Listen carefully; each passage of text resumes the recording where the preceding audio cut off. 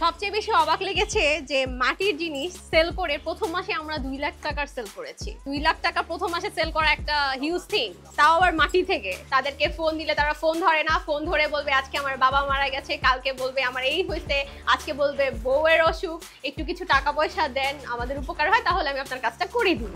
চোর পুলিশ খেলা খেলতে থাকে কারিগররা। এই সমস্যাটার জন্য হচ্ছে আমরা জুয়েলারি বিজনেসে এত লেট করে আসছি। আমার জীবনের লক্ষ্যই ছিল যে আমি কখনো যদি কিছু করি আমি গয়না নিয়েই করবো। আমি যেহেতু ঢাকা ভার্সিটি থেকে এমবিএ করেছি, বিবিএও করেছি সিটি কলেজ থেকে, তো আমার ইচ্ছা ছিল সবারই যেটা থাকে আর কি, ব্যাংকার হওয়ার ইচ্ছা। এত কষ্ট করে পড়াশোনা করেছি, কিছু তো একটা করতে হবে। কিন্তু বিয়ের পরে অ্যাকচুয়ালি দেখলাম যে ব্যাংকার হওয়ার থেকে ঘরে বসে যদি আমি নিজের বিজনেস করতে পারি, আমি হয়তো আমার পরিবারকেও সময় দিতে পারছি, আমার সন্তান আছে আমি সন্তানকেও সময় দিতে পারছি, পাশাপাশি বিজনেসটা করতে পারছি। সো আমি যখন ঢাকা ভার্সিটিতে এমবিএ শুরু করি, আমার হাজবেন্ডই অ্যাকচুয়ালি আমাকে খুবই অনুপ্রেরণা দিয়েছে, যেহেতু ওরও বিজনেস আছে, আমাদের দুইজনেরই অ্যাকচুয়ালি স্টার্ট আপ। হ্যাঁ, ও আমার গয়না খুব পছন্দ করে। আমি কখনো হাতে কিছু পরলে বা কানে কিছু পরলে সে খুবই অ্যাপ্রিসিয়েট করে। আমার এই পাগলামিতে সে আমাকে অলওয়েজ ফুয়েল দিলেই দিয়ে গেছে। হ্যাঁ, সে আমাকে অনেক জুয়েলারি গিফট করেছে। আমার স্কুলে থাকতে আমাকে সে অনেক কলেজ লেভেলে অনেক জুয়েলারি গিফট করেছে। সে জানে আমি জুয়েলারি পছন্দ করি, সেগুলো আমার কাছে এখনো আছে। আমার মতে হ্যাঁ, আমার আম্মুর বলতে গেলে আমার আম্মুর কিছু গুণ আছে। আমার আম্মু সেলাই পারে, আমার আম্মু কিছু টুকটাক কাজ করতে পারে। যেমন জুয়েলারি করতে গেলেই, শুধু বিজনেস করতে গেলেই তো হয় না, সেই জিনিসটা জোড়া লাগাতে হয়, কালারের ব্যাপার থাকে, ডিজাইনের ব্যাপার থাকে। সো আমার আম্মুকে আমি দেখেছি ওগুলো সে করতে পারে, এবং তার কাছ থেকে আমি জিনিসটা শিখছি যে কিভাবে অ্যাকচুয়ালি জয়েন্ট দাও, গয়না পেঁচাও, বা একটু মালা বানাতে হয়, বা একটু চুড়িটা পেঁচাতে হয়। আমি আম্মুর কাছ থেকে সেই জিনিসগুলো শিখছি, আবার ওইটাই আমি কাজে লাগিয়ে গেছি। হ্যাঁ, আমার কাছে এখনো আছে, আমার প্রচুর গয়না গাড়ি আছে, আমি অনেক কিছু কালেক্ট করি। আমার বিভিন্ন রেঞ্জ, মানে বিভিন্ন ধরনের গহনা পছন্দ, সেটা ইম্পোর্টেড হোক বা দেশীয় হোক। 11-12 বছর বয়সে কেনা যে মাটির গয়না, আমার কাছে সেগুলো এখনো আছে। হ্যাঁ, তা তো অবশ্যই। দেশি জিনিস নিয়ে যদি আমি আরো আগে থেকে কাজ করতে পারতাম তাহলে হয়তো আরো ভালো হতো, কিন্তু আমার এতটাও রিগ্রেট ফিল হয় না, কারণ আমি এখন যখন জেনে শুনে বুঝে আসছি, আমি জানি কিভাবে এই বিজনেসটা আরো বড় করা যাবে। সো আমি উথিতি যখন চালু করলাম এই জুলাইয়ে, আগে তো ছিল যে নিজে নিজে করব, কিন্তু এখন যখন আমি উথিতি নিয়ে কাজে নামলাম, আমার এখন হচ্ছে পরিকল্পনা অনেক বড়। আমি চাই হচ্ছে উথিতি এক প্ল্যাটফর্ম হবে, ই কমার্স হবে, যেখানে হচ্ছে দেশের সব জায়গার ভালো ভালো ক্রাফটাররা, কারিগররা আমাদের সাথে কাজ করবে। ইতিমধ্যে আমাদের সাথে অনেক কারিগর যোগাযোগ করেছে, অনেক ক্রাফটার আপুর আমাদের সাথে যোগাযোগ করছে, আমাদের সাথে কাজ করছে। আমরা মার্বেল ডাস্ট ইউজ করে সেখানে আমাদের নিজস্ব কিছু ডিজাইনে কারিগর আছে, আমাদের ডিজাইনার আছে, ওদেরকে দিয়ে আমরা মার্বেল ডাস্ট দিয়ে আমরা ক্রাফট করে ওগুলো হচ্ছে বানালাম।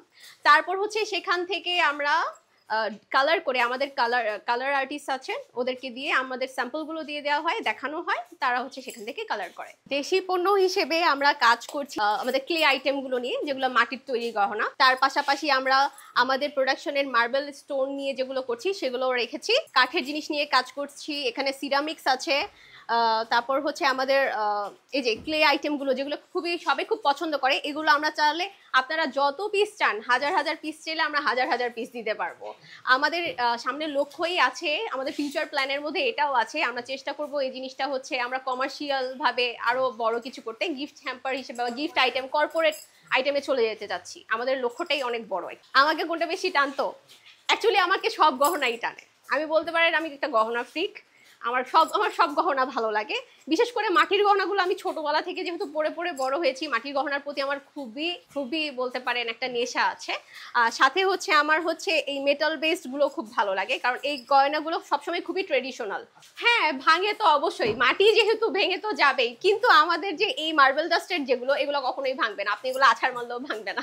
শখের জিনিস আছে আমার। এরকম যখন বৃষ্টি থাকে, আমাদেরকে তো ওই যে প্রোগ্রামের জন্য অনেকক্ষণ ওয়েট করতে হতো, ওই বৃষ্টিতে দেখা গেল ভিজে আমার মাটির গয়নাটা ভেঙে গেল, আমার খুবই খারাপ লাগে। একটু চলটা উঠে যায়, মাটির জিনিসের এটা একটা সমস্যা, চলটাটা উঠে যায় বা একটু কালারটা নষ্ট হয়ে যায়। আমাকে সেদিন একজন জিজ্ঞাসা করছে, ক্লের আইটেম গুলো তো আপু একটু আঠা আঠা লাগে, সো এটা কিভাবে কি করেন? যেমন আমরা জানি আমাদের তো কিছু ট্রিক্স আছে ব্যবসায়, ওই জিনিসটা আমরা ইউজ করি যেন এই কালারগুলো যেন নষ্ট না হয়। আপনারা দেখবেন এগুলো আমরা যদি একটু ঘষাও দেই তাহলেও কালার নষ্ট হবে না, এরকমই থাকবে। এটাই বললাম যে আমরা অ্যাকচুয়ালি অভিজ্ঞতা নিয়ে তারপর নেমেছি একদম বিজনেস করতে। আমি যখন কাজ করতে নেমেছি, আমি দেখলাম যে মাটির গহনার পাশাপাশি পেতলের, ব্রাশের, ব্রোঞ্জের আইটেমগুলো আপুরা খুবই পছন্দ করে এবং এখানে সুন্দর সুন্দর কিছু ডিজাইন করা যায়। এই জিনিসটা নিয়ে আমরা খুবই কাজ করছি এবং আমাদের পেজের বয়স মাত্র হচ্ছে 2 মাস, কিন্তু আমাদের সেল এবং আমাদের যে রিচ সেটা এখনই মানুষের খুব পছন্দ হয়ে গিয়েছে। আমার প্রথম থেকেই কাজের একটাই লক্ষ্য ছিল, সেটা হচ্ছে আমি সবচেয়ে সুন্দর জিনিসটা বেছে আনবো।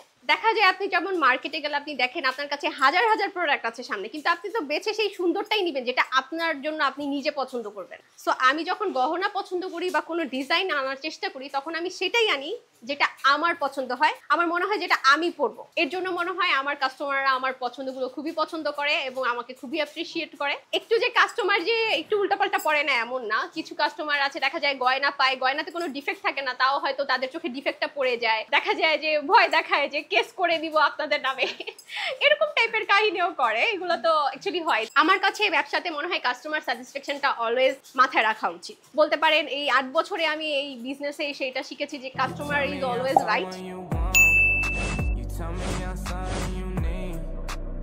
Baby, you know that I'm bad for you, yeah. Why you gotta be so nice?